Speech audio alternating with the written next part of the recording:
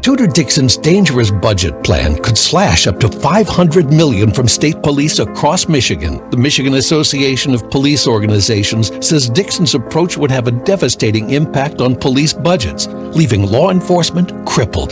Tudor Dixon's devastating plan would mean less cops on the street, making Michigan less safe. And today we have a very special guest, Tudor Dixon. She is a Republican gubernatorial candidate from Michigan. Welcome, Tudor.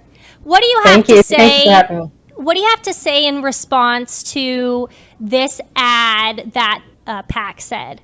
Yeah, it's very interesting that they would come out and, first of all, attack me on such a ridiculous issue when it's actually their candidate who has come out and said that she believes in the spirit of defund the police, and they know that that is not my platform whatsoever. But I think the most interesting part about this is that we're in a primary. We're in a Republican primary, and we're seeing the Democrat Governors Association come out and put in $2 million in the last 7 days of the race to try to get me bumped out of the primary. So I think that's encouraging. They're worried about me going up against Gretchen Whitmer. Yeah, definitely. So what we're seeing is, I know that you're the highest in the polls right now in terms of Republican candidates. Why do you think the citizens of Michigan look at you more favorably than the other Republican candidates? And do you think that's why the Democrats are scared of you? I think it is, because my background is one of not only communications, but also manufacturing. So I come from a manufacturing background. Right now, the state of Michigan is really going after a lot of our small businesses like that, our large businesses and our small businesses. So I've put in the work in the last year of talking to business owners across the state. And they all say, listen, we're up against a government that is Big Brother constantly in our business, trying to get us shut down. And you get it. You understand that. So I think from that perspective, I have a knowledge of small business in the state that the other candidates don't necessarily have. And then I'm also a mom of 4 school-age girls. So as we've walked through this pandemic, I'm walking alongside those parents who are saying, gosh, our kids were kept out of school longer than almost any other state. They need to catch up. What can we do to get them caught up? And what is Gretchen Whitmer not doing? And I think they like that contrast of me as a conservative mom against Gretchen Whitmer as this liberal, far-left birthing parent, I believe is what she calls it these days. So you recently got President Trump's endorsement, which is obviously huge for the race. What do you think that means to you personally, and then also for your chances in this primary? You just talked about it a little bit, but I'd love to hear kind of what that endorsement means to you. Yeah, I know the president has been watching our race the entire time. Michigan is very important to him. It's very important to many people on the national scene. So for him to have watched all this time and come in with a few days left in the primary to say, you've really been able to accomplish a lot. I believe in your plan, and I believe you're the one that can go up against Gretchen Whitmer. That means a lot to me, and I think it means a lot to the people of Michigan as well. We see a lot of people coming out and saying, you know what? If the president believes in her plan, I believe in her plan. I love that. So she is the Democratic incumbent. So in your opinion, what are the biggest failures that you've seen from Governor Whitmer? And what are you going to do differently if you are the next candidate for governor? There are plenty of failures. We go through COVID. That's just a giant failure of leadership and incompetence there, because if you look at what she did, I mean, everything from nursing homes, even when Andrew Cuomo decided to abandon this terrible nursing home policy, Governor Gretchen Whitmer doubled down. Schools, keeping our kids out of school longer than any other state. I mean, we even had some districts that closed down again in 2022, and she didn't come out and say, you got to open up. She was not fighting for students. She was not fighting for the elderly, who are the most vulnerable. And then our businesses, we met with the Restaurant Association, or with some of our restaurant owners last week, and they said, you have no idea how devastating this was. Our restaurants were closed down for 8 months totally, longer than any other state. They had these sometimes rules where they could open at 25%, and they said, look, you can't make money at 25%, and we still had to pay our property taxes. That's an example of one time when this governor was able to actually give relief to these people. Even though they were shut down, the legislature passed a bill saying, we're going to allow property taxes to be extended for restaurant owners. She vetoed that. She vetoed help for students. She vetoed help for small businesses. The list goes on and on. So her record is atrocious. But what she continues to do is she continues to use this bureaucracy to reinterpret our guidance in the state of Michigan and go after businesses and say, you're not doing business exactly the way I want. We need to shut you down. We need to fine you. We need to cite you. And our businesses are sick and tired of dealing with that. But also, the record on education is extremely poor. We're 38th in the nation right now. All of the data shows that if we continue on this path, by 2030, we're going to be in the bottom 5 states in the nation. She has not come out with a plan to get education back on track. She's touting the fact that she's putting more money into education, but we don't have a root cause for why we're failing our students and what the corrective action is to make sure we get back on plan and make sure our kids have no wrong path in education in the state of Michigan. And I think that's the message really that we can go out to across the state and have people rally behind us. You talked a little bit about money in the economic plans. You've been vocal during the campaign about your 25 by 25 plan and how that's going to grow the economy. Can you kind of explain that a little bit to our viewers and what exactly you would do if you were elected in that regard?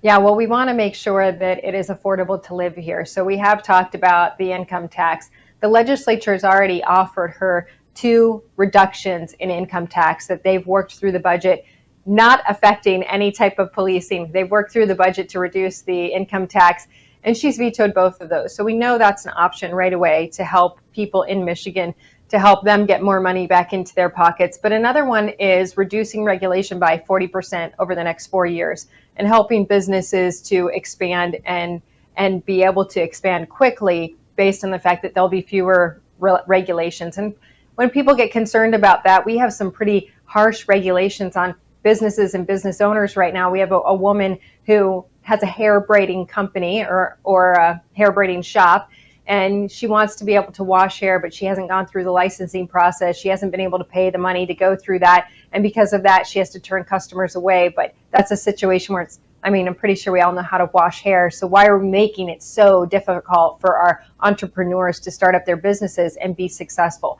We can reduce that regulation. Another thing is we're a manufacturing state. That's our number one industry. We've removed a lot of our tech and vocational schools over the years. We want to bring those back, and we want to really promote that within our middles and high schools so that students graduating can look at this and go, oh, that's the right career for me. Maybe college isn't right for me, but maybe it is the right thing for me to go into a skilled trade. And then we can kind of boost up our manufacturing industry and make sure that we're strong there again. That's great. What do you plan to do for education? You talked a little bit that Governor Whitmer is going to focus on that. What are you plan to do for that? Yeah, so we'd love to see our students to be funded rather than our systems. Right now, we don't have choice in education to the extent that we would like. We'd like to have education freedom. We would like to have parents be able to choose what's best for their child. And it's especially important right now after COVID, because a lot of parents are saying, wow, my kid is not getting the right extra attention in the school that they're in, but I know if they were here, they would be able to thrive. So we want to see that, but we also want to see 25 hours of tutoring, take some of that COVID money and make sure that our students who were out of school for so long, and we know that in-person learning was so crucial and they did not get that we can supplement that with 25 hours of tutoring right off the bat. So I was wondering, what role does faith take in your candidacy? Honestly, I don't know how anybody does anything without faith, but for me, it's very important. And that was part of our decision in making the decision to actually run for governor, was sitting down and having a prayerful discussion about that, talking with the girls and praying with them. And then honestly, it's just one of those things that I live that every day. And I have seen so many times when I know that this has been a blessed campaign, because things have happened in this campaign that I certainly couldn't have done on my own. And it's kind of neat to see those sort of biblical moments that you've only read about and go, wow, I've actually seen hearts open and minds open and this movement come together to bring back these values and make sure the state thrives and to focus on family in a unique way. It's been very exciting. Yeah, along those same lines, I wanted to ask you about Governor Whitmer. Obviously, she's been staunchly pro-abortion throughout her entire tenure as governor, she recently vetoed some funding that would have gone to crisis pregnancy centers. What would you do differently in that regard in the fight for life? Yeah, when you look at what she's recently done, you talking about the pregnancy centers, but she also vetoed grants for parents who are looking to adopt. She also vetoed money that would go to women who are looking for pregnant women who are looking for safe housing. So this is a situation where, like you said, it's pro-abortion. It's not pro-choice. This is pro-abortion. But for us, we want to make sure that we're building up the family. We want to make sure that people understand their options. She also vetoed funding if you were giving these young women education on adoption. So we want to make sure that young women are aware of what their choices are for adoption, that families around the state can adopt in an affordable way, and that we have safe housing, certainly safe housing for young women, but also that we're incentivizing businesses to come around families instead of saying, hey, you know what, we'll fly you out of state if you want to have no family whatsoever. Let's have a corporate America that loves working moms. And when I say that, I want to see companies that are saying, we're going to pay for your health care to have this baby. We're going to make sure that you have childcare, and we're going to make sure that you have family leave, and that we're going to be family friendly. And I'd love to incentivize those businesses to come to Michigan and make sure that we are a family friendly state. Welcome to WJ Live. Today we have Congressman Byron Donalds from Florida's District 19. Welcome, Byron. Thanks for having me on. It's good to be with you. So just recently, we heard that Bank of America is now going to be releasing a controversial program specifically for Black and Hispanic communities. That is in quotes because that's exactly what they said. And I wanted to know, what are your thoughts on this, that they will be getting 0 down payments and no-cost mortgages?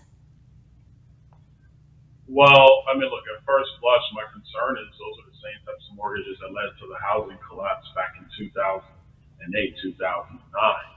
And so my biggest concern is what's the underwriting standard for allowing this to happen? And look, I'm a recovering banker. I was in commercial banking back during those years. So even as you explain this to me right now, I'm very concerned about what that actually means.